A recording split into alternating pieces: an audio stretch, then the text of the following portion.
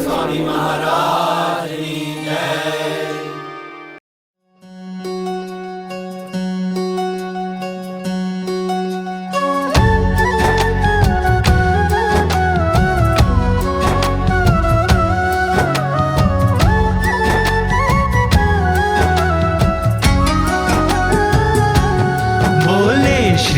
हरि रे सुनिए नर नारी हरिजन, मुझे एक वार्ता रे सबको कहने का है मन। मेरी मूर्ति रे मेरे लोक भोग और मुख सर्व दिव्य है रे, वहाँ तो दर्शन की है रीत।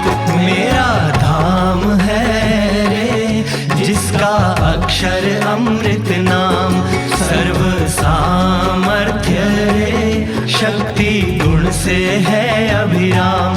अति तेजोमय रे रवि शशि कोटि वारी जाए, शीतल शांत है रे तेज की उपमा नव दी जाए। रहता मैं वहाँ रे द्विभुज दिव्य सदा साकार, दुर्लभ देव को रे मेरा कोई न पाए पार। जीव ईश्वर आदि रे माया काल पुरुष प्रधान, सबको वश करूं रे सबका प्रेरक मैं भगवान। अगणित विश्व की रे उत्पत्ति पालन प्रलय हो, मेरी मर्जी बिना रे किसी से तृण ना तोड़ा जाए। ऐसा मुझे जानना रे मेरे आश्रित सब नर नारी, मैंने तो आपको रे वार्ता सत्य कही है मेरी। मैं तो आपके लिए रे आया धाम से लेकर देह, प्रेमानंद के रे स्वामी ने बरसाई अमृत में। आगे सब सुनिए रे मेरी वार्ता परम अनूप, परम सिद्धांत है रे सबको हितकारी सुख रूप। सब हरि भक्त को रे जाना हो मेरे धाम, तो मेरा सेवन रे करो शुद्ध भाव से हो निष्काम। सब हरि भक्त को रे रहना हो मेरे पास, तो तुम छोड़ना रे मिथ्या पंच विषय की आस। मुझ बिन जानना रे अन्य मायक सब आकार, प्रीति तोड़ना रे मान के झूठा कुटुंब परिवार। करना पालन रे करके दृढ़ सभी मेरे नेम, होकर अति प्रसन्न रे धर्म भक्ति करेंगे क्षेम। बोले श्री हरि रे सुनिए नर नारी हरिजन, बोले श्री हरि रे सुनिए नर नारी हरिजन।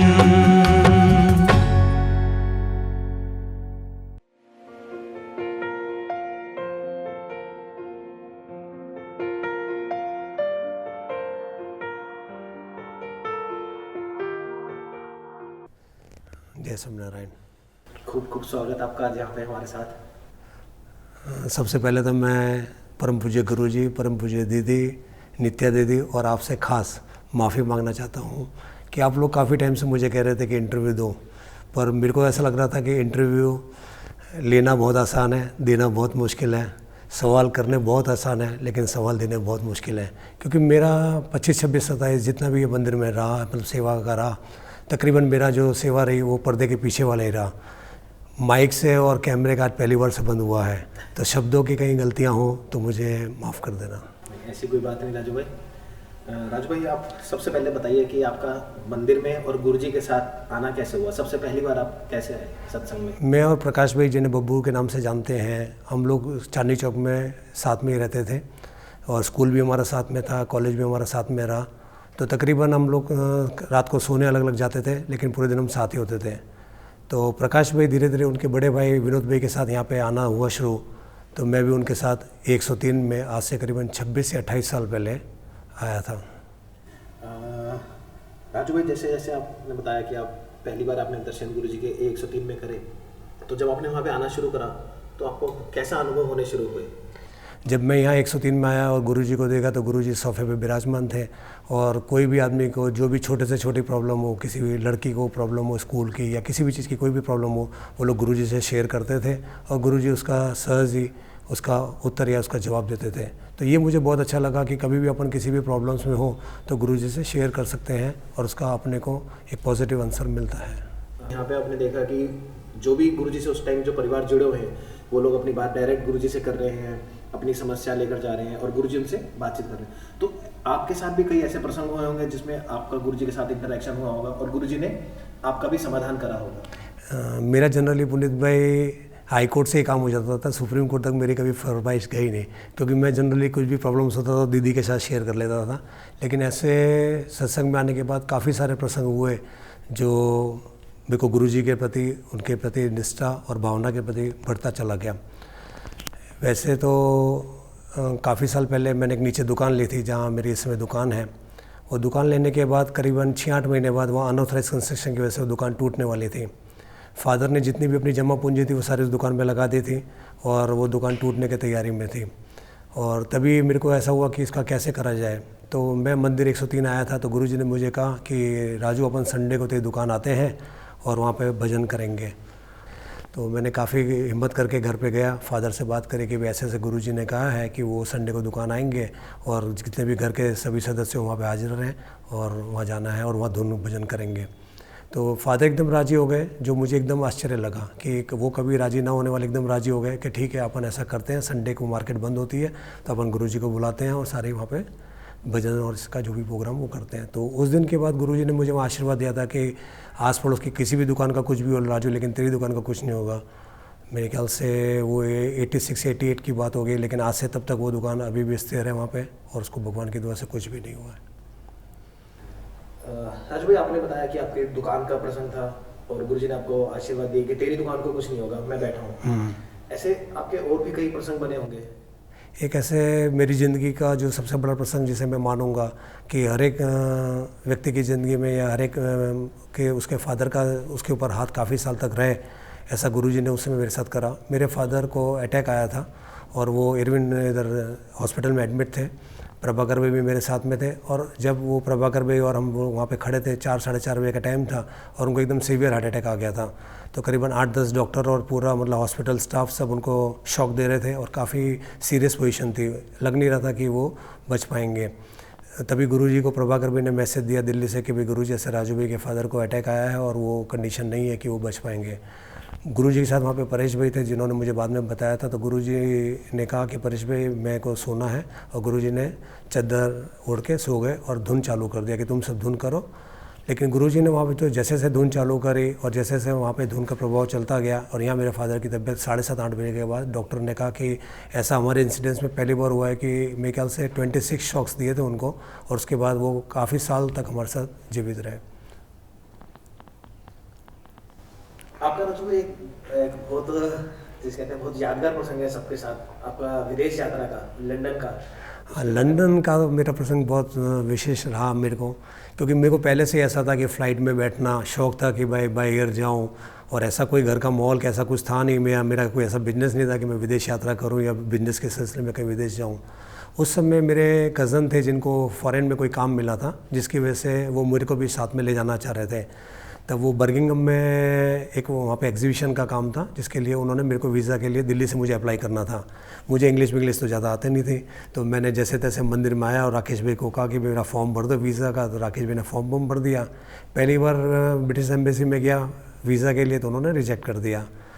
मंदिर से एकदम मायूस होकर आया कि गुरुजी ने पूछा क्या हुआ, मैंने कहा जी मेरा तो रिजेक्ट हो गया। तो कहते इसमें हारने की क्या बात है, दोबारा अप्लाई कर। मैं मन में सोचा कि गुरुजी दोबारा अप्लाई करने के लिए फिर 3100 रुपये की वीज़ा फ़ीस लगती है। तो गुरुजी ने नहीं करो करो, तो दोबारा वीज़ा के लिए अप्लाई करा, दोबारा एज़ यूजुअल वीज़ा कैंसिल हो गया। मेरे को लगता है पूरे मंदिर को पता था कि राजू वीज़ा के लिए तैयारी कर रहा है। मंदिर में घुसता था, चौकीदार से लेके ऊपर तक सब मेरे को पूछते वीज़ा मिला, लेकिन मेरा वीज़ा नहीं मिला। सेकेंड टाइम भी जब मैं रिफ्यूज़ हुआ तो फिर मैंने हिम्मत हार ली कि भाई अब मेरे को नहीं लगाना, क्योंकि मैं शायद नहीं जा पाऊँगा। तब गुरुजी ने कहा एक काम करते हैं, इस बार जितनी तेरी वीज़ा फीस है ना उसका आधा शेयर मैं देता हूँ, आधा शेयर तू भर। तो गुरुजी ने उसमें मुझे को 1500 रुपये दिए थे और वो मैंने दोबारा फीस भरी। लेकिन उस समय गुरुजी ने एक और काम करा जो एक अद्भुत काम था। तो गुरुजी ने अंकल को अपने घर से बुलाया, मलकानी साहब को, और राकेश भाई को बुलाया और मंदिर में एक लेटर ड्राफ्ट कराया। उस लेटर में गुरुजी ने कुछ ऐसे काका जी के प्रसादी के शब्द उसमें डलवाए। तो और फिर गुरुजी ने कहा ये एप्लीकेशन लेके तुम वहाँ पे कल काउंसलेट पे जाना और उसके हाथ में ये एप्लीकेशन दे देना। तो जनरली गुरुजी का काम बहुत पंचुअल है, तो गुरुजी ने कहा 2 एप्लीकेशन के रखना, एक तुम अपने पास रखना और एक काउंसलेट को देना, ताकि कहीं मिस ना हो जाए। और आज तक का पूरी ऐसा ही होता है कि जब भी अपन वहाँ पे एम्बेसी में वीज़ा के लिए जाते हैं तो जिसको वीज़ा लेना होता है उसी को अंदर अलाउड करते हैं, बाकी किसी को आउटसाइडर को नहीं अलाउड करते। लेकिन मेरी इंग्लिश अच्छी नहीं थी, इसलिए मैंने कहा गुरुजी अगर आपको तो राकेश भाई मेरे साथ जाएँ। लेकिन राकेश भाई ने भी कहा कि शायद मुझे अलाउड नहीं करेंगे। तो भी गुरुजी ने कहा नहीं आप जाओ तो सही, बाहर तक भी रहना, लेकिन राजू के साथ जाओ। और जैसे ही राकेश भाई ने वहाँ गार्ड से बात करी कि वैसे ऐसे मुझे इनके साथ अंदर जाना है, तो उसने परमिशन दे दी। मेरा नंबर आया तो मैंने काउंसलेट को वो एप्लीकेशन दी। एप्लीकेशन जो कि वाया पहले ही उनके पास पहुंच जाती है, लेकिन उसके पास वो पेपर खो गया था। तो मैंने कहा कि भाई मैंने कहा आपको एप्लीकेशन दी है वो आप पढ़ लीजिए। तो उसने मेरा रिजेक्ट कर दिया वीज़ा कि भाई हम आपको वीज़ा नहीं दे सकते, आपका ऑलरेडी 2 बार रिजेक्ट हो चुका है। तो मैंने कहा नहीं फिर भी आप मेरी एप्लीकेशन पढ़िए। फिर मुझे थोड़ा सा ऐसा हो गया कि अब तो मेरे को कुछ भी आर पार की लड़ाई लड़नी है। तो मैं कहा आप मेरा एप्लीकेशन पढ़ो, उसके बाद मुझे रिजेक्ट कर देना। तो मेरा तो रिजेक्ट होकर पासपोर्ट जा चुका था। उसने फिर वो एप्लीकेशन पढ़ी। उस एप्लीकेशन के बाद उसका पता नहीं फॉरेनर का क्या परिवर्तन हुआ। उसने अपने असिस्टेंट्स को कहा कि जिनका भी हमने वीज़ा कैंसिल करा है उनका पासपोर्ट वापस मंगाओ हायर अथॉरिटी से। ऊपर से वो पासपोर्ट वापस आया, वो जो काले पेन से साइन करते हैं उसको उनको कैंसिल करा और मुझे वीज़ा दिया। तो मैं बड़ा खुश था। लेकिन वो दिन शुक्रवार का था और मेरे को मंडे पासपोर्ट मिलने वाला था। लेकिन उस दरमियान मेरे फादर की तबीयत घर पे अच्छी नहीं चल रही थी, स्वास्थ्य अच्छा नहीं चल रहा था। तो फिर मैंने गुरुजी को कहा कि गुरुजी ऐसे मेरे को वीज़ा तो मिल गया और मंडे को मेरे को जाना है, फ़्लाइट करना है। तो गुरुजी ने कहा पर अगर तेरे को वीज़ा मिलना था वो तो तेरा काम हो गया, अब तू जाए ना जाए उससे क्या फ़र्क पड़ता है। तो मैं कहा फिर आप जैसा कहो कि अपनी फादर की तबीयत अच्छी नहीं है तो ऐसे टाइम में तू जाएगा तो अच्छा नहीं है। तो उस टाइम में यहाँ रह गया। तब गुरुजी ने मुझे मेरे फ़ॉरेन के भाव को देखते हुए एक बार ज़रूर बोला था कि अब मैं जब भी विदेश यात्रा जाऊंगा तब तेरे को साथ ज़रूर लेके जाऊंगा। तो मुझे लगा कि ठीक है ये शब्द एक जैसे बोला है ठीक है। उसके काफ़ी सालों बाद ये प्रसंग तो ऐसे पूरा हो गया। फिर काफ़ी सालों बाद गुरुजी का दुबई जाने का नक्की हुआ। तब मैं उस समय अहमदाबाद में था। तो मुझे नहीं मालूम था कि भाई इस तरह से मेरा भी उस लिस्ट में नाम आएगा कि नहीं आएगा, क्योंकि उससे पहले मैं कभी फ़्लाइट में नहीं बैठा था, खाली एयरपोर्ट छोड़ने गया था, बाकी एयरपोर्ट में कभी फ़्लाइट में गया नहीं था। तब मेरे को गुरुजी का अहमदाबाद में फ़ोन आया कि राजू ऐसे दुबई का प्रोग्राम बन रहा है और तेरे को साथ आना है। तो इतना मैं खुश हो गया कि वो तब गुरुजी ने मेरे को कहा कि मैंने तेरे को कहा था ना कि मैं तेरे को जब भी विदेश आता मैं पहली बार ले जाऊँगा तब मैं जाऊँगा। मंदिर में भी कई लोग मेरे से पूछ रहे थे कि तू कैसे मतलब कि, क्योंकि मैं अगर देखो तो मेरे से काफ़ी और बड़े लोग या जो भी थे उनका जाना बनता था, क्योंकि गुरुजी फर्स्ट टाइम ही जा रहे थे। लेकिन उन सबको भी एकदम लाइन ऑफ अलग करके मेरे को गुरुजी ले गए, तो मुझे वो प्रसंग काफ़ी टच कर गया। राजू भाई जैसे जो प्रसंग आपके साथ भी बने हैं, लेकिन ऐसे ही प्रसंग आपके परिवार में जैसे आपके बच्चों के साथ भी बने होंगे, तो उस बारे में कुछ बताएंगे? राहुल के साथ गुरुजी के बहुत सारे प्रसंग मतलब बने। और मैं सबको एक बात ज़रूर कहना चाहूँगा कि आप जो भी सेवा करते हो या जो भी कुछ करते हो, जाने में अनजाने में किसी को ग्लास पानी भी पिलाते हो, तो उसका सेवा का फल तो 100% मिलता ही मिलता है। वो अपने को दिखता है कि नहीं मिलता, लेकिन कभी ना कभी उसका जब वक्त आता है, जब उसके तुम लायक हो जाते हैं, जो भी कुछ होता है तब वो तुम्हें ज़रूर मिलता है। राहुल के प्रसंग में ऐसा था कि राहुल ने 12th दिल्ली से करा।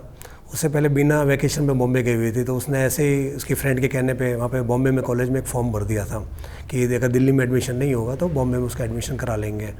तब तक कोई हमारा बॉम्बे जाने का कोई प्रोग्राम राहुल को भेजने का नहीं था, क्योंकि एक का एक लड़का था तो घर वाले कोई राजी नहीं थे। दिल्ली में जब उसका नंबर्स आए तो उसके ऐसे नंबर नहीं आए कि उसको कहीं एडमिशन मिल सकता था। अब अगले दिन बॉम्बे में उसका फॉर्म भेजने का आखिरी दिन था और सुबह हम गुरुजी के पास आए, सारे कॉलेज को देख के आए कि गुरुजी इधर तो कहीं एडमिशन मिल नहीं रहा है राहुल का, तो क्या करें, बॉम्बे भेजने जैसा है कि नहीं। तो गुरुजी ने एक ही सवाल पूछा कि बॉम्बे में कहाँ रहेगा। तो हमने कहा कि नहीं उसके मामा का घर है और वो लोग राजी हैं रखने के लिए। तो कहते हैं फिर ठीक है, फिर तो कुछ सोचना ही नहीं है, अब राहुल को फॉर्म भेज दो। तो मैं कहा गुरुजी ब्लू डार्ट कोरियर या फर्स्ट फ्लाइट से भेज देते हैं। तो कहते हैं नहीं, ऐसा नहीं करना है, किसी के द्वारा या किसी को भी बाई फ्लाइट भेजो और उसका फॉर्म कल सुबह वहाँ पहुँच जाना चाहिए। तो मुझे भी बड़ा अटपटा सा लगा कि जनरली कोई भी डॉक्यूमेंट्स ऐसा होता है तो आदमी ब्लू डार्ट कोरियर जो बहुत फास्ट सर्विस है उसे भेजा जा सकता है। लग बाई चांस उसके मामा दिल्ली में आए हुए थे, उनकी रात के ट्रेन की टिकट थी, तो गुरुजी ने वो ट्रेन की टिकट कैंसिल करवाई, फ़्लाइट की टिकट वो जो अपने यहाँ हरिभक्त हैं उनसे अरेंज करवाई और रात को उसका फॉर्म बाई फ्लाइट भेजा। घर पे जब भी जाके मैंने सबको कहा कि भाई गुरुजी ने राहुल का फॉर्म ऐसे बाई फ्लाइट संजय मामा के साथ भेजा है, तो घर के भी लोग कहने लगे कि फ़ॉर्म थोड़ी बाई फ्लाइट भेजा जाता है, कल चला जाता। लेकिन इसका पता मुझे कल चला जब वो संजय मामा वहाँ पे अगले दिन 11 साढ़े 11 बजे कॉलेज में राहुल का फॉर्म एडमिट कराया, तो वहाँ बैठे हुए थे। तब 12:30 1 बजे कोई वहाँ महाराष्ट्र की दूर की इंटीरियर की लड़की आई थी जिसका फॉर्म टाइम से जमा नहीं हुआ पाया, तो उसको एडमिशन नहीं मिला। तो राहुल की ज़िंदगी का ये टर्निंग पॉइंट था जो वो बॉम्बे गया, 3 साल बॉम्बे रहा, उसके बाद वो दिल्ली आया। तब भी ऐसे एक प्रसंग था कि अब यही सोच रहे थे कि राहुल को आगे क्या पढ़ाएंगे, तो MBA करने की कुछ बात चल रही थी। तो किसी बड़ी कॉलेज में एडमिशन लेना कुछ अपने को ज़्यादा नॉलेज नहीं था। तभी चिन्मय एक दिन घर पे आया कि भाई हम लोग ऐसे एडमिशन का प्रोसेस कर रहे हैं, मैं अपना एडमिशन का और रूपित का इस तरह से बात चल रही है। तो मैंने कहा मैं भी गुरुजी से बात करता हूँ। जनरली मैं गुरुजी से कम बात करता हूँ, मैं दीदी को कह देता हूँ, तो दीदी के थ्रू मेरी एप्लीकेशन आगे पहुँच जाती है। तो जब ऐसे बात चली तो गुरुजी ने कहा कोई बात नहीं, और राहुल का सेकंड टर्निंग पॉइंट MIT में एडमिशन का हुआ, और MIT के बाद ही उसको वहाँ पे बॉम्बे में जाके जॉब लगी। राहुल के एडमिशन की बात हुई, काजोल के भी एडमिशन का प्रसंग हम लोग जानते हैं, तो उसके बारे में कुछ बताएंगे? काजोल के अभी ऐसा ही था, क्योंकि जब से काजोल और ये राहुल पढ़े थे, पहली से लेके 12 तक तो कभी स्कूल में फ़ीस भरने भी मैं नहीं गया था, कभी PTA मीटिंग में भी नहीं गया था, वो सब बीना जाती थी और कर लेती थी। काजोल को ऐसा था कि मुझे मास्टर करने के लिए या दिल्ली में BCA में करना है या बॉम्बे में JJ स्कूल में जाना है या फिर मेरे को चंडीगढ़ में जाना है। अपने मंदिर में जो रवि भाई आते हैं पेंटर, उन्होंने काजोल के लिए काफ़ी मेहनत करी। तो लेकिन काजोल का थर्ड चांस था चंडीगढ़ जाना, फर्स्ट तो उसको दिल्ली में करना था या बॉम्बे करना था। तो दिल्ली में वो अपियर नहीं कर पाई। बॉम्बे में एक्चुअली महाराष्ट्रियन को ही लेते हैं, वो हमें एंड टाइम में पता चला, तो वो भी हुआ नहीं। अब उसके लिए एक ही सहारा था Chandigarh university, Chandigarh art university. लेकिन वहाँ एडमिशन का चांस बहुत टफ था, क्योंकि वहाँ टोटल 10 सीट थी, जिसमें से 5 सीट उनको उनकी लोकल कॉलेज की लेनी होती हैं। अब 5 आउटसाइडर से लेनी होती हैं, उसमें भी 70 बच्चे इंटरव्यू के लिए बैठे थे, और काजोल का 71 नंबर था। 72 टोटल इंटरव्यू में थे, 71 काजोल का था। सुबह से हम बैठे हुए थे और काफ़ी मतलब सोचते रहे कि होगा कि नहीं होगा, कैसे रहेगा। लेकिन 71 नंबर में काजोल का इंटरव्यू हुआ और काफ़ी अच्छा इंटरव्यू हुआ, और उसके बाद जब उसका रिज़ल्ट आया तो वो 2nd नंबर से पास हुई और उसमें अभी मास्टर कर रही है। तो इससे पहले मैंने 25, 26, 27 साल जो मंदिर में यहाँ पे रहा, सत्संग में रहा, मैंने सच्ची पूछूं तो कभी भजन या ऐसा कोई धुन नहीं करी। तकरीबन हमारी ड्यूटी किचन की सेवा में होती थी, और कभी हम किचन की सेवा में फ्री भी हो जाते थे तो हम वहीं अपने पंडाल में या वहीं रहते थे। हमें कभी ऐसा नहीं होता था कि भाई चलो सभा अटेंड कर लें या ये, क्योंकि हमेशा एक आगे की टेंशन होती थी कि सभा छूटेगी तो क्या होगा, क्योंकि उसके बाद हमारा प्रोग्राम चालू हो जाता था। तो तकरीबन हम वहीं पर रहते थे या उसकी तैयारी में या उधर ही लगा रहते थे। कभी भजन और धुन ऐसा मैंने प्रॉम्प्टली करा नहीं, लोगों को करते देखा, कभी करा नहीं मैंने। लेकिन जब राहुल का ये प्रसंग आया और ये काजोल का जो आया कॉलेज का, तब वो से मैंने धुन चालू कर दी। मैंने और बीना ने रात को करीबन 20 मिनट की धुन चालू कर ली। उसके लिए आपका भी पुनीत भाई का खास धन्यवाद, क्योंकि मैंने आपसे वो धुन का मांगा था कि मुझे तो आता नहीं है, तो आप मेरे को मोबाइल में डाल दो। वो आपने जो मोबाइल में डाला उसी की चीज़ को करते हुए आज तक मैं और बीना धुन कर रहे हैं। राज भाई, आपने जिक्र करा कि आप गुरुजी के साथ विदेश यात्रा पे जाने का आपको मौका मिला। गुरुजी ने आपको बोला कि जब भी मैं विदेश जाऊंगा तो तुझे लेकर जाऊंगा। तो हमने देखा है आप गुरुजी के साथ विदेश यात्राओं में गए हैं, तो उन विदेश यात्राओं में भी कई प्रसंग बने होंगे आपके साथ। सबसे पहले गुरुजी के साथ हम दुबई गए, ऐसा ही लंदन में भी गुरुजी के साथ जाने का मौका मिला, पेरिस में भी रहे। तो पेरिस में सभा होती थी, और सभा भी क्या होता था कि पहले सभा होती थी, मतलब पहले डाइनिंग खाना होता था, उसके बाद सभा होती थी। तो ऐसा लगता था कि जैसे किसी फंक्शन में आकर कुछ काम नहीं कर रहे हैं, क्योंकि वहाँ तो उन लोगों का थोड़ा सा चलता था। लेकिन फिर गुरुजी की बात करें कि भाई ऐसे गुरुजी यहाँ कुछ काम तो है ही नहीं, कहते क्यों नहीं है, सब अपने ही हैं, सब अपना ही है, तो आप जो सेवा में दिल्ली करते थे वो यहाँ करो। तो वहाँ फिर किचन में लग गए, लेकिन वहाँ किचन में बहुत लिमिटेड लोग थे और अनपेड तो कोई ज़्यादा स्टाफ भी नहीं था। तो उनके साथ स्टार्टिंग में थोड़ा 1 दिन लगा, लेकिन दूसरे दिन से तो एकदम मिल गए, और उन्होंने भी हमारे भरोसे पे पिरसने की सेवा हम सबको दे दी, और काफ़ी अच्छे ढंग से वो वहाँ पे भी सेवा गुरुजी के साथ रही। राजू, इतने प्रसंग बने आपके साथ विदेश यात्रा के दौरान, मंदिर के दौरान आपने इतना, और सत्संग के अंदर भी आपकी खूब इन्वॉल्वमेंट है पिछले 25-26 सालों से सभी फंक्शनों में। तो आप क्या समझते हैं कि जो सत्संग है वो हमारे जीवन में कितना ज़रूरी है? सत्संग और सत्संगी का होना दिल्ली में जैसे रह के बहुत ज़्यादा ज़रूरी और बहुत मतलब निर्भरता भी उस पर है, क्योंकि तकरीबन दिल्ली में जितने भी लोग रहते हैं वो सिंगल फैमिली रहते हैं, और रिलेटिव्स जो रहते भी हैं तो वो इतने नज़दीक के नहीं बन पाते हैं, भले नज़दीक हो, ब्लड रिलेशन हो, लेकिन उनसे अपन ऐसी उम्मीद आजकल के टाइम में, आजकल के समाज में नहीं कर पाते हैं। राहुल का प्रसंग था जब उसकी एंगेजमेंट और सब नक्की हुई, हम लखनऊ गए थे सोनल के पापा को मिलने के लिए। तो उन्होंने कहा कि भाई अगर दिल्ली में शादी करनी है तो हम दिल्ली के लिए एकदम अननोन है, तो जो भी करना है आपको ही सारी व्यवस्था करनी है। तो मैंने तो वहाँ तो हाँ कर दी कि ठीक है, लेकिन मेरी हालत तो ऐसी ख़राब थी कि 400-500 आदमी का फंक्शन करना मुझे 5000 आदमी के फंक्शन के बराबर लग रहा था। मंदिर में कितने ही फंक्शन मैंने लोगों के कर दिए। कभी तो ऐसा भी हुआ था कि भाई सुबह पता चलता था कि शाम को एक शादी है और हम उस शादी की भी तैयारी कर लेते थे किचन में, लेकिन जब अपने ऊपर आई तो मैं अपनी तो हालत ख़राब हो गई थी कि ये 4 जने के फंक्शन, 4 मुझे 2 जगह के स्टे ढूंढने थे, 2 जगह मुझे फंक्शन करना था, तो ये मेरे को लग ही नहीं रहा था कि मैं कर पाऊँगा।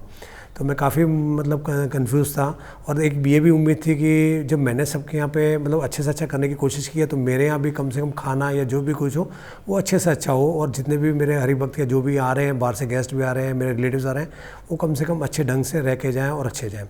पैसे का, फाइनेंस का भी इतना छूट नहीं थी कि मैं किसी बड़े कैटरर्स को काम दे दूँ और एकदम ईजीली काम भी कर सकूँ, और वो मेरे नेचर में भी नहीं था। तो जैसे मैंने दीदी को कहा कि दीदी ऐसे ऐसे आया हूँ मैं, वहाँ कह तो आया हूँ लेकिन अब मेरे को प्रॉब्लम हो रही है कि मैं कैसे करूँ। तो दीदी ने एक दिन मेरे को 6-7 लड़के घर पे भेजे। उसमें चेतन था, नैनो था, पिन्नी था, कईयों के नाम शायद मैं नहीं बोल पाऊँ, वो सारे ही थे, 7-8 लड़के थे, और वो आए, उन्होंने धुन करी और उन्होंने कहा राजू भाई तुम चिंता नहीं करो, जो भी काम हो मुझे बता देना, हम लोग कर लेंगे। तो धीरे धीरे सीक्वेंस बनती रही। करीबन 4 महीने तक मैं रोज़ मेनू बनाता रहा, उतारे की लिस्ट बनाता रहा और रोज़ अपडेट होता रहा। एक दिन तो बीना भी कह दिया अब इन लिस्टों को छोड़ो, जो आएगा सब सेट हो जाएगा। लेकिन मेरे को गुरुजी की 2-4 चीज़ें काफ़ी अच्छी लगती थी, और पंक्चुअलिटी, अप टू डेट, मतलब एक काम को प्रॉपर तरीके से करना, और वो मैंने सोचा था कि मुझे भी करना है। भले कोई भी आ रहा है, लेकिन वो कहाँ बैठेगा, कहाँ सोएगा, कहाँ खाना खाएगा, उसको कौन सी गाड़ी लेने जाएगी, क्या होगा, वो सब मुझे एकदम परफेक्ट फिट करना था। जैसा कि यहाँ पे अपने कोई भी टूर में जाते हैं तो फिक्स होता है कि मेरे को ये गाड़ी ड्राइव करनी है तो मुझे जाके वो ले भी जानी है, लेके भी आनी है। ऐसे मैंने राहुल की शादी में पूरा प्रॉपर लिस्ट बनाया था। तो जो मेरे बाहर से जितने भी आए थे, मतलब मेरे रिलेटिव्स, सबको बहुत टच कर गया कि तुमने बहुत मेहनत करी, लेकिन ये सारी मेहनत के पीछे मेरे से ज़्यादा मेरे सारे सत्संगियों का रोल था। किचन में नैनो और वो विनोद भाई थे, चेतन था, जिन्होंने मेरे को शायद देखने नहीं दिया कि क्या आ रहा है क्या नहीं आ रहा है, वो सब उन्होंने बहुत अच्छे ढंग से कंट्रोल करा और बहुत अच्छा संभाला। और जो उतारे थे उसमें रवि ने मेरे को बहुत मदद करी, कहीं कहीं उसने अपने आगे जाके भी उसके नाम पे भी बुक करा दिया। दीदी ने भी मेरे को काफ़ी मतलब पूछा कि अगर राजू फाइनेंस की कोई ज़रूरत है, नहीं तो आजकल के ज़माने में सगा संबंधी भाई भी शायद ये नहीं पूछ पाता है कि तुझे कोई फाइनेंस की ज़रूरत है कि नहीं है, कि क्या है। सब लोग कहते हैं बस कुछ काम हो तो बताना, कुछ काम हो तो बताना, लेकिन कोई काम बताएं तो कोई कर नहीं पाता है। तो ऐसे टाइम में सत्संग ने मेरे को, राहुल के प्रसंग पहली बार मेरे साथ आया कि मुझे कुछ करना था। आज तक तो मैंने दुनिया मतलब कर रहा था, लेकिन पहली बार मुझे करने का अपने लिए आया था, लेकिन वो काफ़ी अच्छा हुआ। 15 तारीख का राहुल का संगीत का प्रोग्राम भी था, तो मैं तो इधर उधर बिजी था और नेचर से मैं टेंशन वाला था, तो मैं भी सोच रहा था कि वहाँ कैसा होगा, स्टेज होगा। तो नित्या दीदी का फ़ोन आया कि आप वहाँ पे चिंता नहीं करो, मैं वहाँ पे ही हूँ और मैं उसको देख रही हूँ। तो ऐसा सब काफ़ी अच्छा हुआ। इसी संदर्भ में एक और बात जोड़ना चाहता हूँ कि आप जो भी मेरे को देखते हो, आप अच्छे ढंग से देखते हो, जितना भी मेरी सेवा को देखते हो, उस सब के पीछे एक आदमी का बहुत बड़ा रोल है। किचन में मैंने जितनी भी सेवा करी, जानते अजानते या जो भी मेरे से हुआ, किसी को बुरा भी लगा या अच्छा लगा या जो भी अच्छा हुआ, दिलीप भाई जो आज हमारे बीच नहीं है, उन्होंने मेरा बहुत साथ दिया है। भले मैं कई बार उनको डांट भी देता था, लेकिन उन्होंने कभी मेरी डांट को डांट नहीं समझा। मैं कभी रात को लेट घर चला गया, क्योंकि मेरा घर नज़दीक था तो मैं चला जाता था, लेकिन मैं दिलीप भाई को घर से फ़ोन करता था 5 बजे उठ के कि दिलीप भाई तुम जाओ रसोई में पहुंच जाओ, हलवाइयों को उठा दो। तो उसने कभी मना नहीं करा है कि भाई मैं नहीं, तुम घर पे हो, मैं क्यों। उसने बिल्कुल मेरे पैर से पैर मिला के और मंदिर की बहुत अथक सेवा करी है। उसकी छुपी हुई सेवा है और उसकी सेवा के लिए आज अपन उसके लिए नतमस्तक हैं कि दिलीप भाई ने किचन में बहुत बड़ा रोल करा है। लोगों ने उनका मजाक भी उड़ाया था या नहीं उड़ाया, लेकिन काफ़ी काम उन्होंने सेवा करी है जिसकी गिनती आज अपन नहीं कर सकते हैं। आज हमारे बीच नहीं है, लेकिन वो हमेशा हम उनको याद करते रहेंगे। राजू भाई, इतने सालों से आप मंदिर में हैं, सभी सेवाओं के अंदर आपका योगदान भी रहा है, गुरुजी के साथ का आपका एक संबंध है, तो गुरुजी का जीवन आपने देखा होगा काफ़ी नज़दीक से, तो किस तरह से गुरुजी का जीवन है भक्तों के लिए, वो बताएं। मैंने कई बार इस चीज़ को महसूस भी किया कि कोई छोटे से छोटा भी प्रसंग होता है, किसी भी सत्संगी का या कुछ भी, तो गुरुजी एकदम उसको तुरंत ही मतलब ये सोचते हैं कि कब मैं इसको करूं और इसके लिए क्या तैयारी करूं। जैसे कोई आने वाला है या कोई जाने वाला है या कुछ भी है, गुरु जी की क्रिया उसमें चालू हो जाती है। और कई ऐसे बड़े प्रसंग भी बने जो शायद इस मंदिर में या गुरु जी ने जिस तरह से उसको टैकल करा या हैंडल करा, शायद कहीं और पॉसिबल नहीं है। बाह्य समाज में तो बिल्कुल भी पॉसिबल नहीं है। वहाँ इस फंक्शन को अटेंड करना पड़ता तो शायद महीनों उससे उभरने में लग जाते हैं। अभी जैसे मैंने दिलीप भाई का प्रसंग आपको बताया था कि दिलीप भाई का जब धाम में गए तब वो मंदिर में ही थे और मैं उस समय हरिद्वार से वापस आ रहा था। रात को 11:30 बजे मेरी थी उनसे आखिरी बार बात हुई थी और अगले दिन वो सुबह धाम में चले गए थे। तो मेरे को भी काफ़ी शौक लगा क्योंकि मेरे साथ तकरीबन बीना के साथ भी जितना मैं नहीं रहूँगा उतना मंदिर में प्रसंग में मैं दिलीप काका के साथ रहूँगा। तो एकदम धाम में गए और अचानक उनको कोई मौका भी नहीं मिला ट्रीटमेंट का और एकदम ऐसा उनके साथ बन गया घटना। तो मैं नहीं समझ पा रहा था, मैं ही नहीं संभल पा रहा था। तब गुरुजी ने जैसे उनका एक्टिविटी होती है कि फटाफट चालू करा। उन्होंने भाभी को मतलब मैना काकी को भी घर से बुलाया, उनके मम्मी पापा को बुलाया, निमित और सौरभ को बुलाया और अब इतना इजीली और इतना जैसे कि वो मतलब किसी बहुत बड़े खंजर का घाव और एक सुई से निकल जाए घाव, उसका दर्द इतना कम हो जाए, इस तरह से वो लगा। और शाम तक ऐसा लगने लगा कि भाई पूरा फैमिली को एक भरोसा था कि भाई गुरुजी और ये परिवार और सत्संग उनके साथ है तो शायद उनको आगे ज़िंदगी में इतना कोई तकलीफ़ नहीं आएगी। कमी तो होती है हर चीज़ की, लेकिन फिर भी उनको इतना भरोसा था जो शायद बाह्य जगत में या हम अपने समाज में जाएं या अपने रिलेटिव्सों में जाएं तो शायद ये पॉसिबल नहीं है। पॉसिबल तो क्या, असंभव है, ये हो ही नहीं सकता है। तो गुरुजी ने उस समय काफ़ी अच्छे ढंग से, जो मुझे काफ़ी टच करा कि भाई ऐसा खराब प्रसंग भी था, उसको भी एकदम ऐसे उससे करा तो उसको भाभी को और निमित को और सौरभ को काफ़ी हुआ।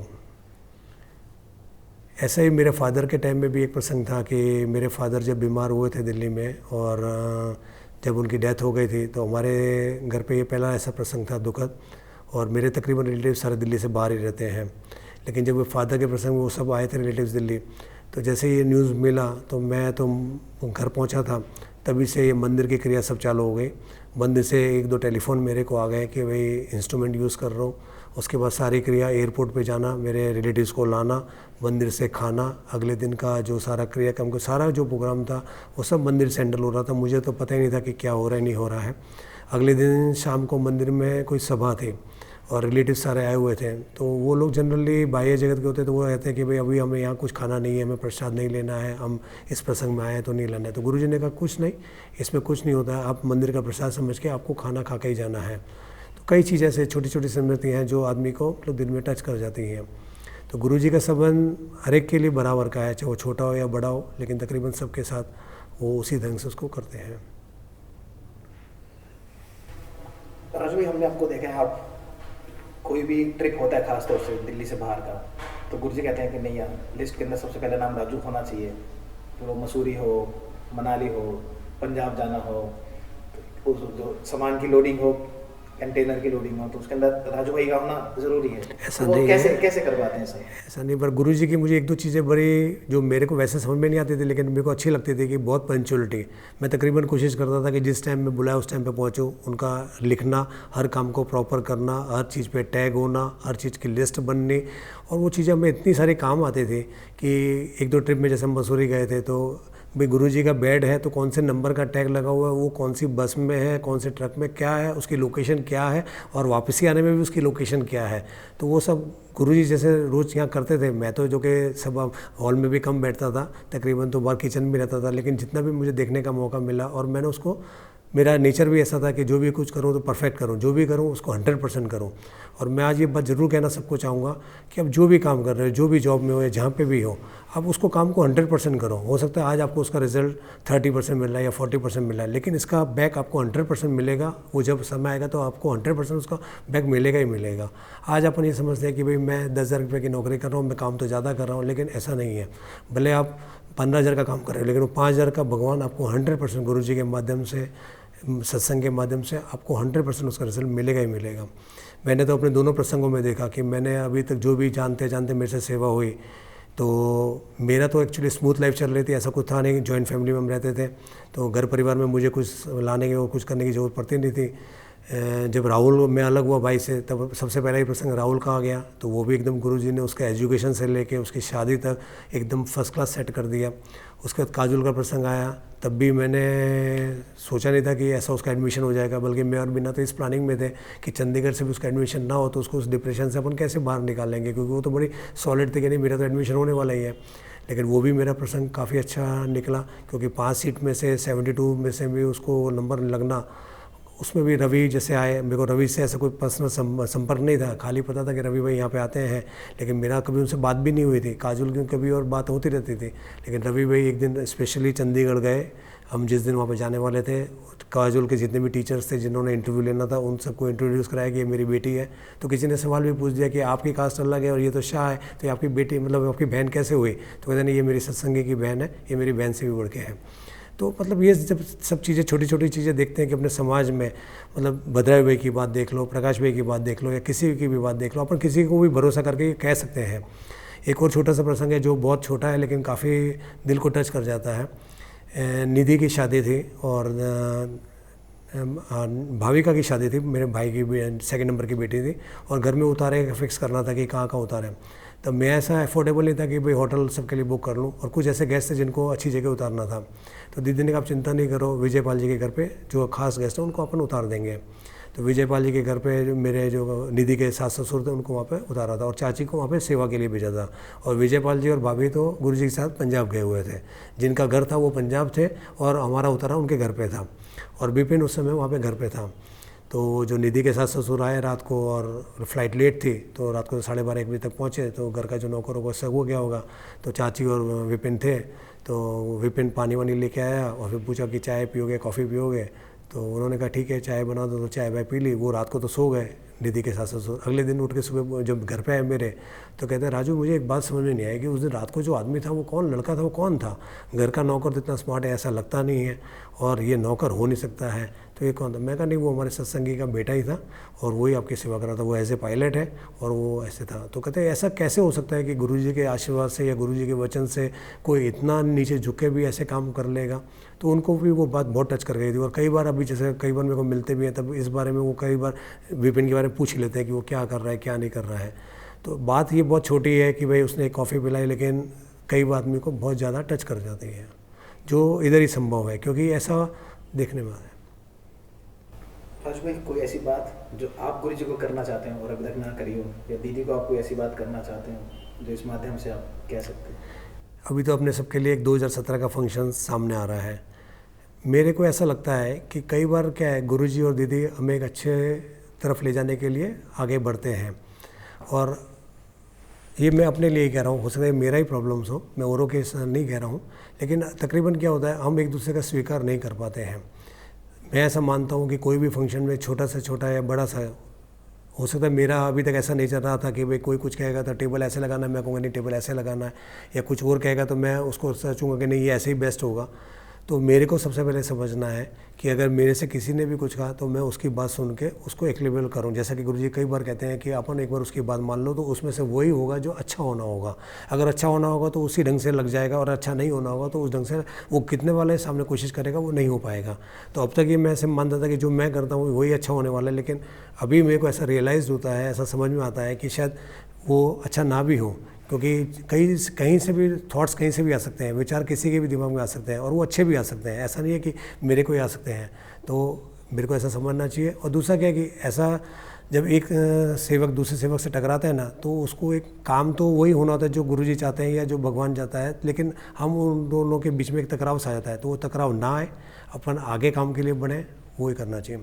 एक चीज़ और भी कहना चाहूँगा कि आपने कई बार देखा हो कि रात को तार के ऊपर 500,000 कबूतर सो रहते हैं, एक भी कबूतर आपको दिखाए कि 400 कबूतर नीचे गिर गए? शायद कोई नहीं गिरता। जब उस कबूतर के विश्वास है कि भाई उसको भगवान का भरोसा है कि हम वो रात को सो गए तो सोएंगे और स्थिर रहेंगे, तो हमें भी ऐसा एक विश्वास होना चाहिए। तो अपने को भी अपना बेस्ट से बेस्ट देना चाहिए, ऐसा मैं मानता हूँ। जय स्वामीनारायण।